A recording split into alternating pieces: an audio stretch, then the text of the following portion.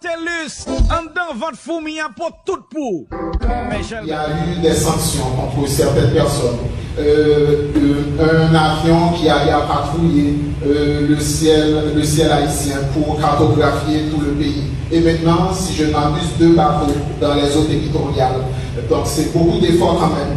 Mais concrètement, qu'est-ce que vous avez à dire à cette communauté qui présentement vit un gros stress par rapport à ce qui se passe à la maison? Non, merci beaucoup la question, monsieur. C'est un enjeu qui me préoccupe énormément, et pas juste parce que je suis fier député de Papineau avec également une grande communauté haïtienne dans le quartier Est de mon comté. Ça fait 30 ans que le Canada s'est engagé de différentes façons en Haïti.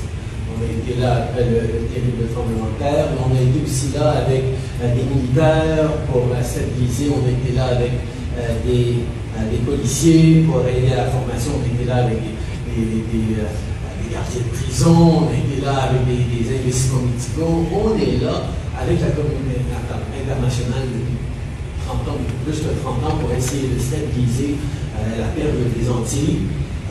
Et on est quand même rendu aujourd'hui où on est maintenant. Je comprends à quel point les gens commencent à être désespérés que peut-être ça ne changera pas et ça s'empire, surtout ces jours-ci. Je pense que la clé des choses, c'est de comprendre tout d'abord une des racines du problème. Il y a une dizaine de familles élites en Haïti qui contrôlent tout. La politique, les gangs, la situation de sécurité, les infrastructures commerciaux, l'économie haïtienne. Et ces gens-là sont bien protégés dans leur château, disons, sans avoir à se préoccuper de la misère qu'en train de vivre le peuple haïtien aussi. Et l'influence de ces familles-là dans la vie politique d'Haïti, les débats politiques et le manque d'investissement réel et de structures réelles pour les institutions haïtiennes qui desservent le peuple haïtien, fait que si on ne crée pas une stabilité qui vient de l'interne, une stabilité externe, coloniale, néocoloniale, ne pourra jamais l'être. Alors, nous, on a pris 2 approches en tant que Canada, et différents pays sont impliqués. Le Canada a un rôle à jouer important. J'étais d'ailleurs aux Caraïbes pour rencontrer les leaders du CARICOM il y a quelques semaines pour encourager les partenaires régionaux de faire leur partie aussi, parce que ça ne peut pas juste être des pays comme le Canada, les États-Unis, la France à intervenir, ça devrait être des voisins aussi. Mais intervenir comment? Tout d'abord, il faut démontrer à la classe politique et aux élites économiques que ça ne marche plus comme un devrait.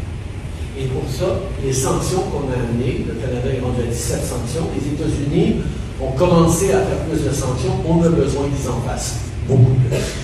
On a besoin que l'Europe, que la France en fasse plus, on a besoin que les pays autour en fassent aussi pour que cette élite commence à comprendre qu'ils ne peuvent pas se cacher ou cacher leur argent ou leur propriété ailleurs.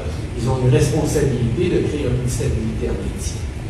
On va travailler avec les organismes politiques pour essayer de créer une certaine stabilité. Parce que la façon que ça passe, c'est quelqu'un gagne la présidence ou devient au gouvernement en Haïti, tous les autres sont contre. Jusqu'à ce que ça change, puis là, il y a quelqu'un d'autre, tout le monde. Il n'y a jamais un consensus, il n'y a jamais une stabilité. Les gens qui disent ça qui pour le bien du pays, travaillons ensemble, puis on figurera après, une fois qu'il y a un peu de stabilité. Parce que les gens, de voter quand tu as peur de quitter ta maison, de voter quand il y a des gangs armés dans la rue, de voter quand. C'est pas un vrai vote démocratique à ce niveau-là.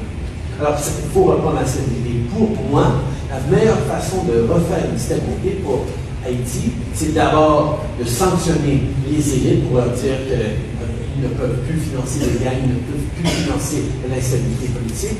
Et 2, il faut qu'on s'assure que la police nationale haïtienne ait le pouvoir de faire leur travail.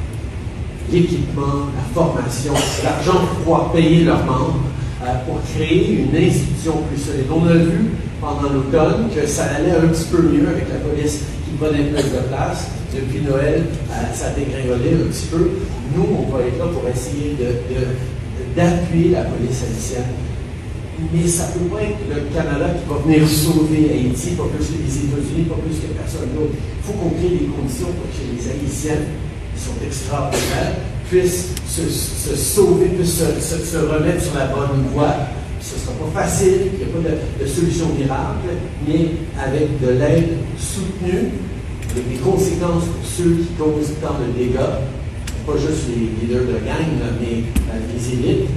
C'est ça qui va nous amener dans la bonne direction. Ce ne sera pas pour demain que le Canada va être là parce qu'il nous tient beaucoup cette terre des Antilles.